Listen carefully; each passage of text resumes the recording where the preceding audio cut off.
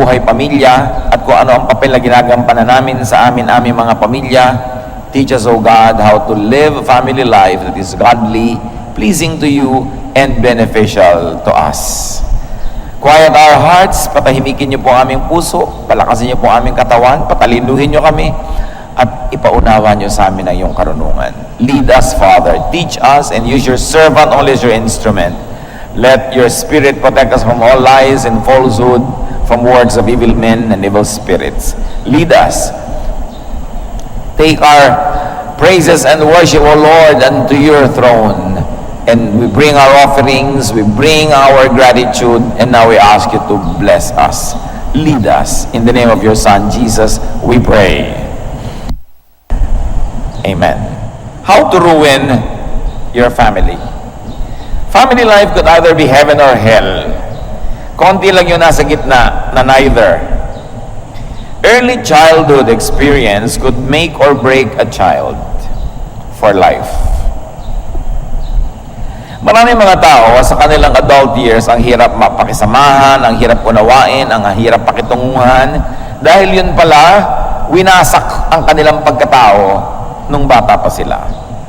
Jealousy, inferiority feeling, bitterness, sometimes overcompensating, selfishness, and violence could actually characterize a person that did not grow up in a balanced family setting. Pagka lumaki ang bata na magulo ang pamilya, nagkakaroon ng mga behavioral disorders na kuminsan buong buhay at tumanda na lang, hindi pa maituwid. Ang background po natin, galing pa sa napakalayong kasaysayan sa Old Testament. Si Abraham, alam natin, nagkaroon ng dalawang anak na kinikilala natin na mga pangunahin. Si Ismael, na anak niya sa kanyang katulong, at si Isaac, na anak niya sa kanyang tunay na asawa. Si Ismael, for all intents and purposes, dapat panganay, pero ang talagang binigyan ng pabor, si Isaac. Dahil na rin sa pangunguna ng nanay niya, at sa paglalagay ng nanay niya dito kay Isaac sa very favored position, siya talaga yung favored. Si Isaac naman, nagkaroon ng dalawang anak, kinikilala natin si Esau at si Jacob. Panganay si Esau, tulad ni Ismael, pero wala ring nakuha dahil ang naging paborito ay si Jacob. Dahil si Jacob ang nanay's pet. Pinalaki pa nga niyang nanay niya itong si Jacob na dinadaya nila yung tatay para lang magkaroon ng special favors para dito kay Jacob. So ano pa sa palagay nyo ang gagawin ni Jacob pag siya na ang tatay, edi magpe-play favorites din. Si Abraham may paborito, si Isaac. Si Isaac may paborito, si Jacob. At si Jacob, itutuloy niya ang pangit na family tradition na ito. Sa katunayan, dalawa ang kanyang official wives, si Leah at si Rachel. Paborito niya si Rachel, si Leah, kawawa naman. At nagkaroon pa siya ng anak sa dalawa niyang katulong na babae na kaugalian ng unang panahon. 12 anak na lalaki, itong si Joseph ang paborito, palibas at anak ng paboritong asawa niya na si Rachel. At itong kasaysayan ni Jacob ang ating titingnan ngayon, no? At ang kasaysayan nitong ang kanyang anak, si Jacob, kasi magkakaroon ng paborito na naman. We will be reading from Genesis 37, 1 to 11, the Contemporary English Version. Verses 1 to 2. Jacob lived in the land of Canaan, where his father Isaac had lived, and this is the story of his family. Bawat pamilya may kwento, at bawat pamilya may mga kabulukan na pinipilit itago sa mga likod-likod at gilid-gilid, at pinapalaki lang nila yung magaganda tungkol sa kanila. But this family was a very dysfunctional family, like the first family we meet in Genesis, the family of Adam. Dysfunctional sila. Hindi sila model. Kung meron silang modeling na dapat maging purpose ngayon, huwaran ang hindi dapat tularan. So, Jacob was a winner in the favoritism contest over Esau, his brother. He would keep a family tradition of playing favorites. And in fact, he had a favorite wife and a favorite son. Genesis 37, 2 to 11, to our main story. When Jacob's son Joseph was 17 years old, he took care of the sheep with his brothers, the son of Bilhah and Silpha, who were the maids. But he was always telling his father all sorts of bad things about his brothers. So we are talking about Joseph, so-called the dreamer. Siya ay paborito ng kanyang tatay at mahilig siya laging magsumbong at manira sa kanyang mga nakatatandang mga kapatid. Verse 3, Jacob loved Joseph more than he did any of his other sons, because Joseph was born after Jacob was very old. Jacob had given Joseph a fancy coat to show that he was his favorite son. And so Joseph's brothers hated him and would not be friendly to him. One day Joseph told his brothers what he had dreamed, and they hated him even more. Joseph said, "Let me tell you about my dream. We were out in the field tying up bundles of wheat. Suddenly my bundle stood up, and your bundles gathered around and bowed down to it." His brothers asked, "Do you really think you're going to be king and rule over us?" Now they hated Joseph more than ever because of what he had said about his dream. Joseph later had another dream, and he told his brothers, "Listen to what else I dreamed. The sun, the moon, and 11 stars bowed down to me." When he told his father about this dream, his father became angry and said, "What's that supposed to mean? Are your mother and I and your brothers all going to come and bow down in front of you?" Joseph's brothers were jealous of him, to say the least. Now, why did Joseph's brothers hate him? Because he was the obvious favorite. Sabi, sa dinami-rami ng anak ito, ang paborito, binigyan ng isang napakagandang jacket or balabal or whatever it is. Multicolored, ibig sabihin, mahirap gawin, kinukulayan pa. At ibinigay ito bilang tanda na talagang siya ang paboritong anak. Lalo namang nagalit, nainis at nagselos yung mga kapatid sa kanya. Para hindi pa sapat yon na naginip ang Joseph na siya ang bida at yung kanyang mga kapatid ang mga supporting roles. Nadagdagan pa ng panaginip, pati mga magulang niya magbabaw na ngayon sa kanya. At siya na ngayon yung pinaka maningning sa kanyang entablado. He was the obvious favorite. But why would others hate him? Because every child wants to be loved. Every child wants to be the favorite of his parents. Bawat selos, every form of jealousy is a cry for help. Nagseselos, nagagalit, naninibugo ang isang tao bilang paghingi ng saklolo dahil sa palagay niya hindi siya nabibigyan ng sapat na pansin o pagmamahal o pag-ibig at dinadaan yun sa selos, dinadaan sa inggit. Every child is crying out for love, for affection, for attention. And every extra attention you give to a favorite is an attention you steal from those who are not your favorites. Kung ikay magulang, mga magulang, ang bawat dagdag na atensyon ay binibigyan nyo sa inyong paborito ay ninanakaw nyo sa inyong mga ibang anak na hindi nyo paborito. Because you have only so much love to give. So you steal from Peter to give to John. Napakalaking krimen at napakalaking kasalanan ng magulang to play favorites and to make it obvious. Kumisa naman talaga sa loob mo, merong mas magaan ng loob, may mas gusto kang kasama, mas magkamukha kayo na ugali o mas magkamukha kayo ng nunal, so siya ang paborito mo. Pero para ipakita mo pa yon in an obvious way, magulang ka, dapat minamahal mo lahat ng iyong mga anak. Ang unang-unang sumisira sa anak, magulang hindi naman kabarkada, magulang muna.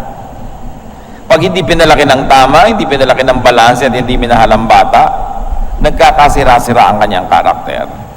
Every child wants to be a star. Pag isa lang yung ginagawa niyong star, di ba?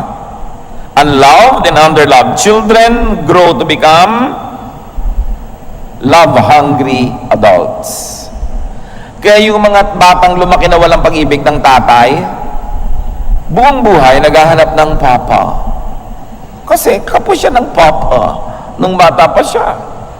Kaya kung minsan anak na babae yan, lumaking walang ama, walang nagmamahal, kaya lahat na lang ng mukhang tatay sa paligid naging boyfriend. Kasi naghahanap ng papa. Di ba? Kung isa nga lalaki na yung anak, hindi rin minahal ng lalaki. Pag laki ni lalaki, naghahanap din ng papa. Kasi hindi pinapa ng tatay niya. Tapos magagalit yung tatay, ang laki ng pagkukulang niya, kaya naging ganun yung anak niya. Napakalaki ng responsibilidad ng magulang. Hindi sapat na nag-meet yung sperm and egg ay may anak ka na. No? Madaling maging magulang pero hindi madaling maging magpaka-magulang. It's easy to become a biological parent, but to be a father, a mother, it is a serious vocation. Now, how to ruin your family? Jacob, father, mother, lolo, lola, play favorites. Yan ang garantisadong paraan para wasakin yung pamilya nyo. At yan lang ang focus natin today on ruining the family, although there are many ways. Favoritism. Ignore and belittle all the others. Kailangan gawin mo pang obvious. Make it obvious. Ipaghalandakan mo sa lahat na ito yung paborito mo. Ito yung may lakad, itong batang ito isama mo. Pag birthday niya, maraming handa. Sa birthday ng iba, wala. Pag may bibiling ka, laging special yung sa kanya. Pag may pasalubong sa kanya lang, gawin mo yan. Garantisado, you will ruin your family. And encourage your favorite to offend his brothers and sisters. Siyempre, si bata naman, lalaki ang ulo, magiging mayabang. Sige pa, palakihin nyo pa ulo, payabangin nyo at kawawain nyo iba nyo mga kapatid. I-display niyang kumakain siya ng pagkasarap-sarap na tsokolate. No? Habang nakatingin lang yung mga iba niyang mga kapatid. Pag matutulog kayo, lagi niyong itabi. Pag maglalakad kayo, hawakan nyo pa yung kamay niya. Yung iba, hayaan nyo ng mabundol-bundol ng mga tricycle. Hindi nyo naman paborito eh. Dote on your brat. Because every kid can be a brat. Especially when encouraged. Proverbs 22:15, all children are foolish, but firm correction will make them change. Hindi lang magulang ang kausap natin dito, mga lolo, lola, mga tito, tita, at mga kapatid na mga matatanda. Kung minsan may paborito rin kayong mga bunso-bunsong mga kapatid. Yung iba na-ignore na. Kaya kadalasan sa pamilya, yung mga dysfunctional ang mga ugali, yung mga nasa gitna. Kasi, yung panganay napansin, dahil una, yung mga bunso napansin din dahil huli na, yung mga nasa gitna, parang, nandyan ba kayo? Hindi napapansin madalas. Now, ikaw si Joseph, ikaw yung favored child. How to ruin your family? Backstab your siblings. Siraan mo yung mga kapatid mo. Genesis 37:2, but Joseph was always telling his father all sorts of bad things about his brothers. Magkakutsaba yung mag-ama, magkakampi. And Joseph, paborito ka rin lang, display your multicolored coat. Ipakita mo. Binigyan ka na nga ng palihim ng tita mo ng konting pera, bilangin mo sa harap ng iba mong mga pinsan at kapatid na hindi binigyan. Ipagyabang mo para mainis sila sa'yo. No? Promote yourself. Mang-inggit ka, mag-inarte ka pa. Make everyone envious of you. Alienate and anger them. Push them away from you. Teach them to dislike and even hate you. At pag namatay na yung mga matatanda, ikaw na lang kasama ng mga kapatid mo, lagot ka. Sige, ilayo mong loob ng mga kapatid mo sa iyo. Indulge in self-promotion and get hated all the more. What's more, you are the favorite. Put your loving parent in a bad light. Hayaan mong magalit yung mga iba mong kapatid sa mga magulang mong paborito ka. Huwag mong pagmalasakitan yung magulang mo. Hayaan mong kamuhian ang iba mong mga kapatid. Sirain mo ang pamilya mo. Make your siblings angry with him or with her, your father or your mother. And if you could, offend even your doting parent. Kung nakakalusot naman, pati magulang mo, suwagin mo. Para magkasira-sira na kayo, bilisan mo. Para pag nalungkot ka, walang dumamay sa'yo. Para pag nangangailangan ka, wala kang katulong. Para mag-isa ka sa buhay. Ngayon, ikaw naman si non-favorite, mas marami ito. Huwag kayong mag-alala mga hindi paborito. Malaking asosasyon ito. Maraming members, no? Hindi kayo paborito, pangit ang kalagayan nyo, di papangitin nyo pa. No? Worse than you're already bad press. Hate the special prince and princess. No? Joseph was hated, sabi sa Genesis 37:4, and so Joseph's brothers hated him and would not be friendly to him. Sige, kamuhian nyo.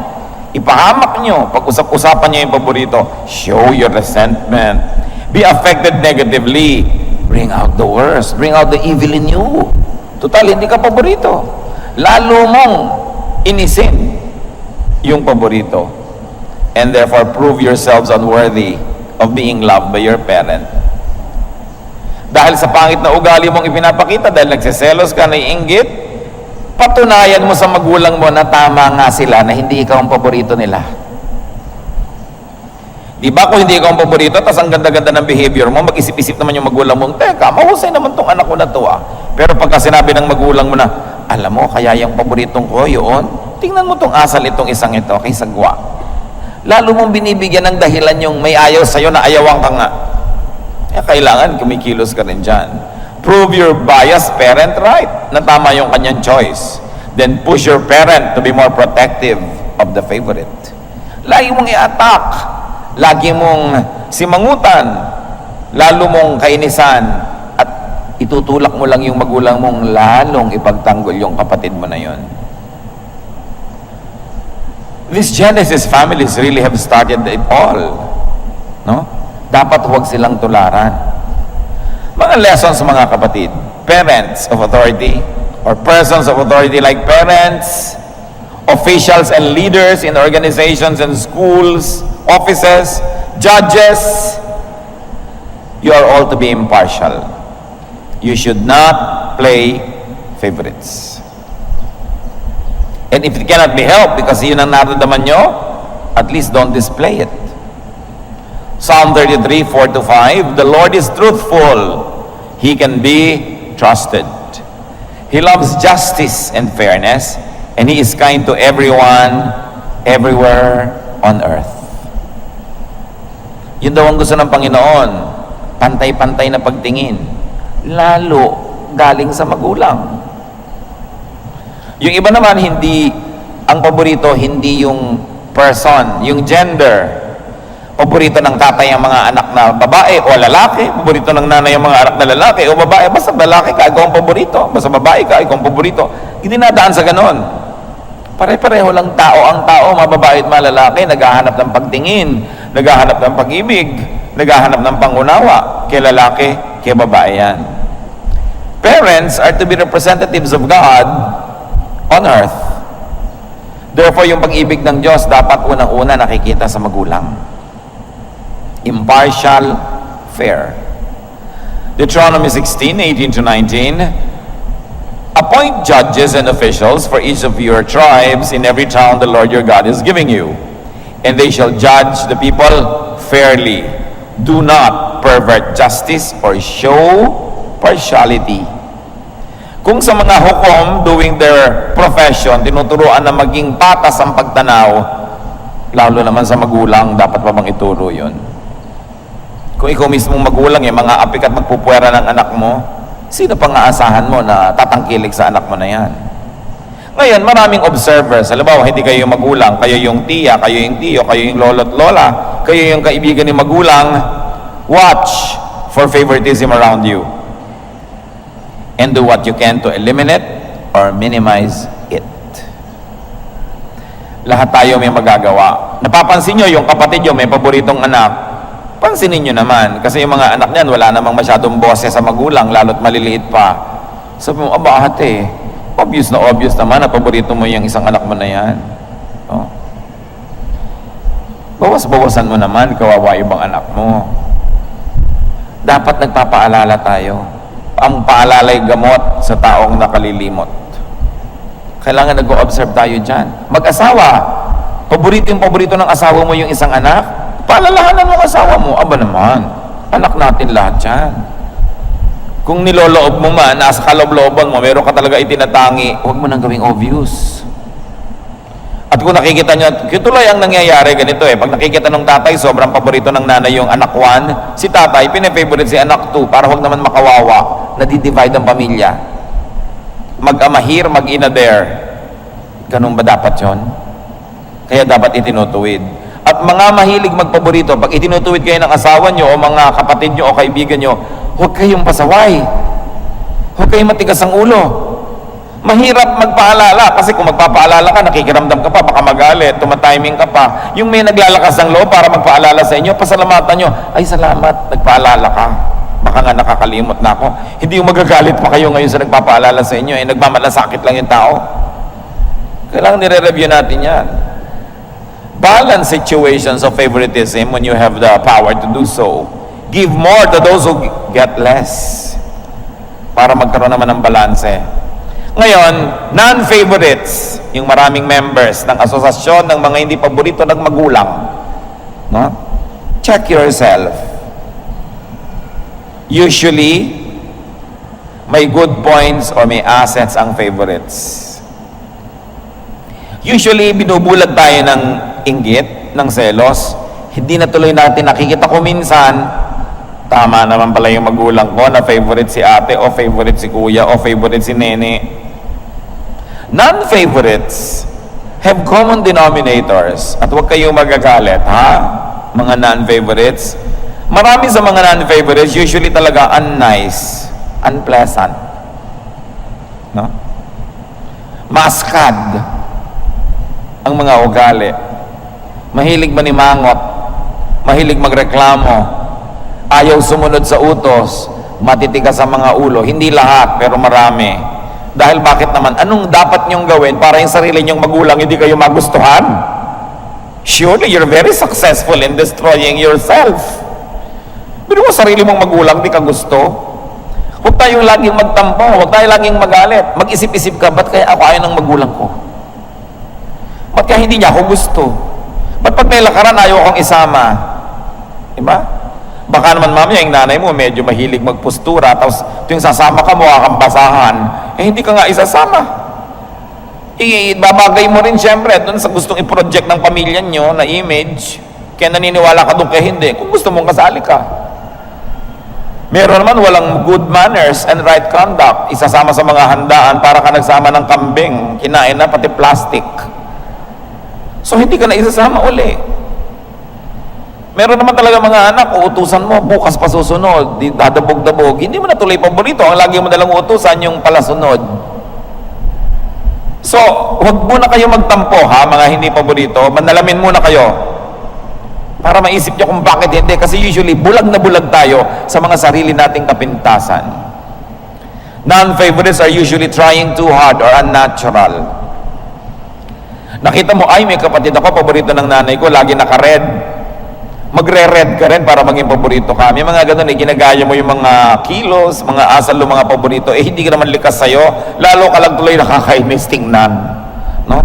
Kasi hindi naman bagay sa'yo. So, trying too hard, kinokopya yung favorite o yung star. No? Sabi nga nila, don't be a cheap, trying hard copycat. Be original. Para kung ano yung likas sa'yo.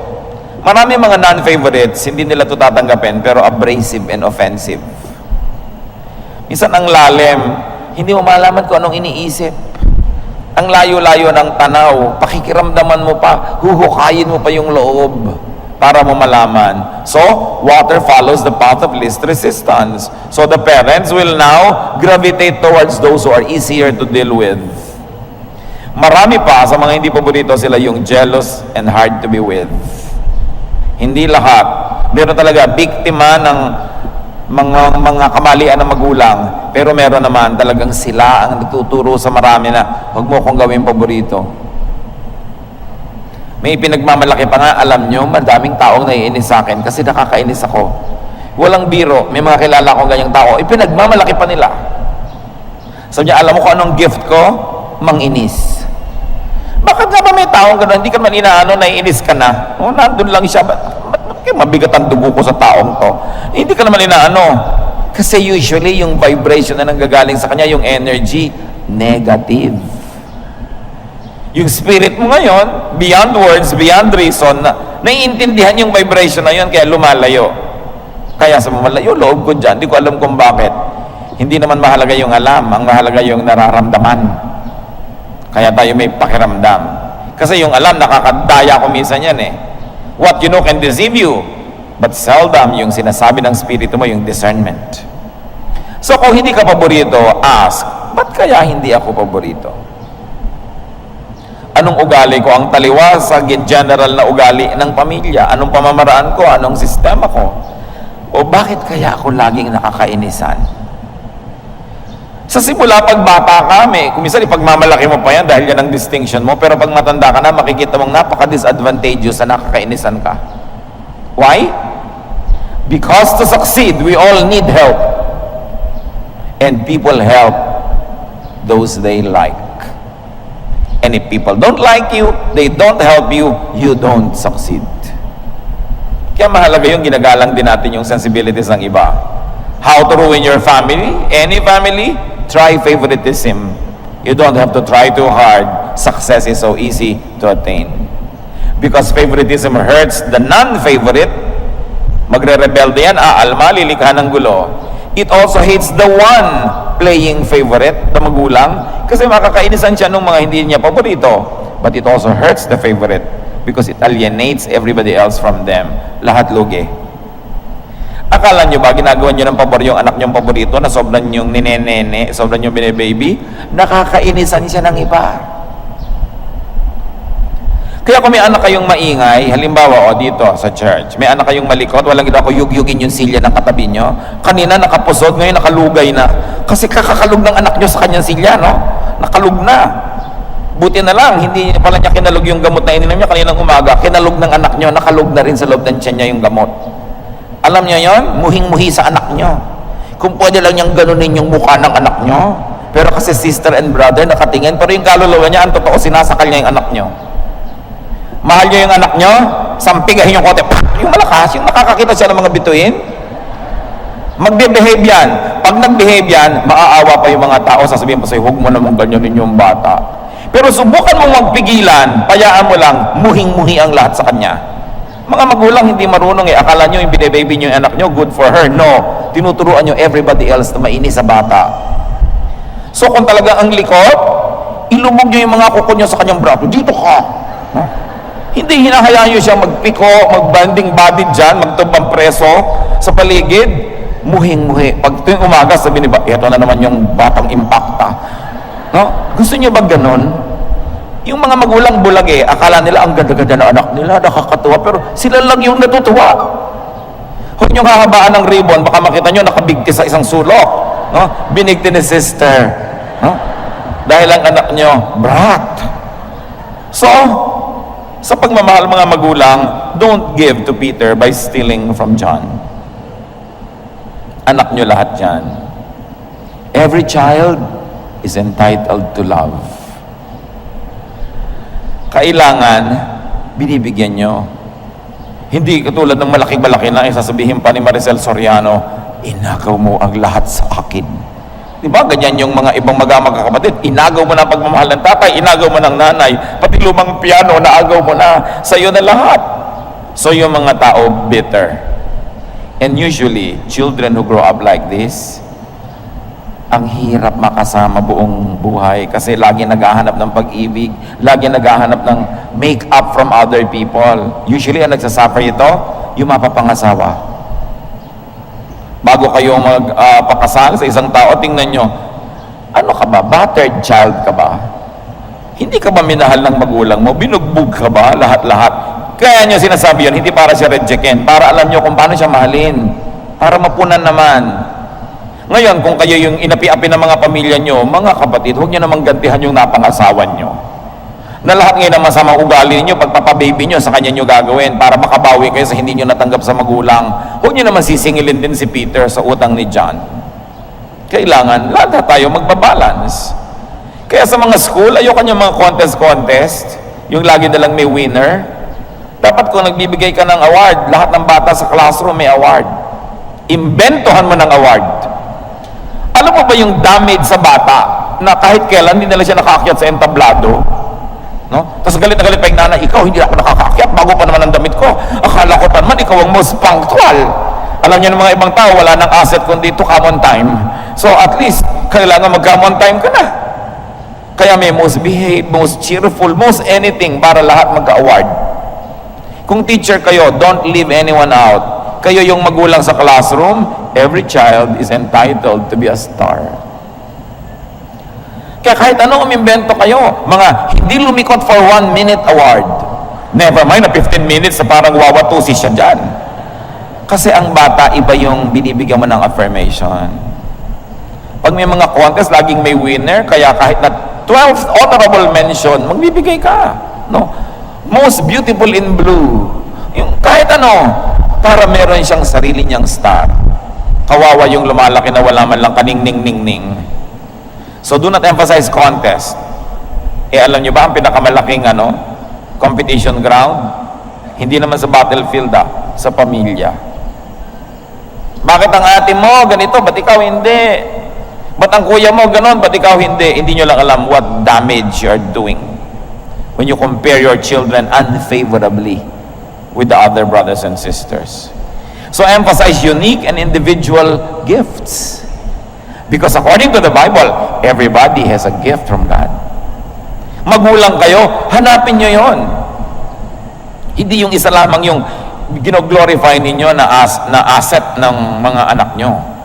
So guilty parties, mga mahilig magpaborito, repent. The end is at hand. No?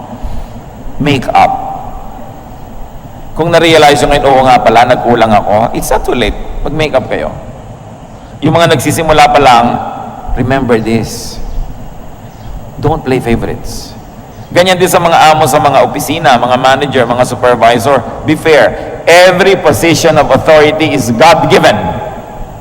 And you're supposed to use that power to be like God, loving, nurturing, encouraging. No? Ngayon, mga beneficiaries of favoritism, make it up to the losers. Kung lagi kayong binibigyan ng nanay nyo ng special, kung ayaw ng nanay nyo ibigay doon sa iba nyong kapatid, pag talikod niya, i-share nyo. Kayo na yung mag-balance.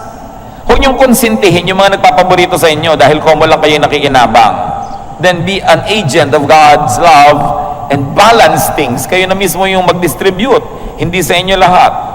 Victims, wala kayong choice. Forgive. Because it's the only way you can be free from a terrible childhood. Pag hindi pa kayo nagpatawad, bihag pa kayo ng mga pangit na nangyari in the past. The only way to be free is to really forgive. So forgive because you're godly. And if you are not that godly, forgive because you're intelligent. Because it sets you free. Patawarin nyo na maybe your parents acted in ignorance. Maybe yung mga paborito nyong kapatid were young, so hindi nila alam how to balance it. At kung kayo ngayon, among all your family members ang na-expose sa Bible, kayo yung nakakilala sa Panginoon, of course, kayo yung binigyan ngayon ng maraming spiritual blessing. Anything and everything is possible with God. He who is in Christ is a new creation. The old is gone. The new has come. Huwag niyong hayaan na yung dati niyong pagkatao noon na inapi-api, na gustong maghiganti, yung bitter, yung laging galit, siya pa yung manaig ngayon. Binigyan na kayo ng Diyos ng kapasidad na maging bago. Huwag niyong sayangin yon, magbago. Dahil pwede. Baguhin yung attitude. Patawarin yung mga nagkamali noon. Begin again, have a new life, and never continue this bad tradition into the next generation. Kung kayo na yung magulang, kayo yung magiging magulang, putulin nyo na ang curse na yan. Marami kasi pinalaki ng ganon sa violence, tapos hindi nila napapansin sila ngayon violent parent na rin. Kasi mga kapatid, pag hindi natin ito lubos na binigyan ng pansin, you will simply become like your father or mother. Genetics, culture, no?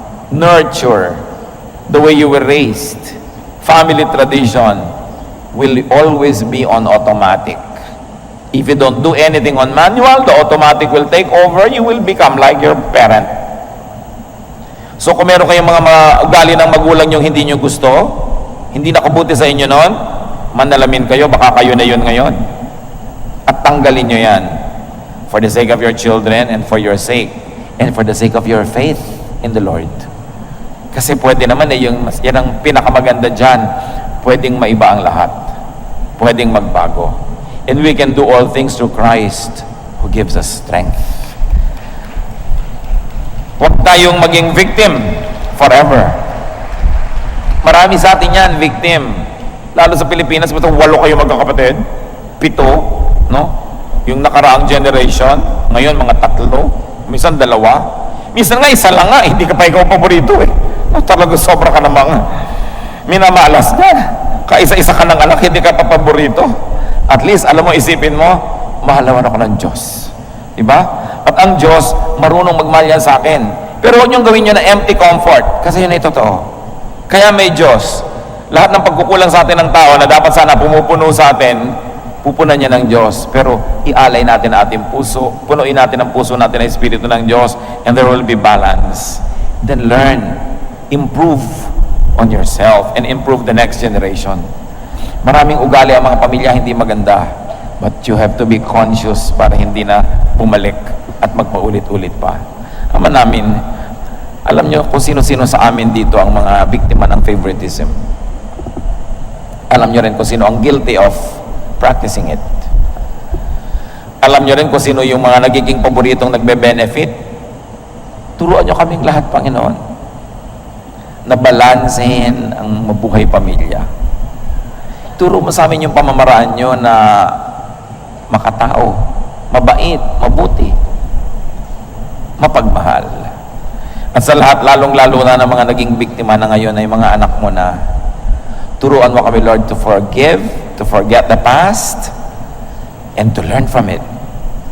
Na maging mas mabuti kaming mga magulang kaysa yung mga magulang namin ay naging mabuti sa amin. Turuan mo kaming kopyahin yung magaganda nilang ugali at putulin at huwag nang ituloy pa yung hindi magaganda. Lalong-lalo kaming nakakilala sa iyong anak na si Jesus. Mas may kakayanan kami na baguhin at pagandahin ang buhay. Teach us. Magbulay-bulay tayo mga kapatid. At lalong-lalo yung may mga hinanakit sa mga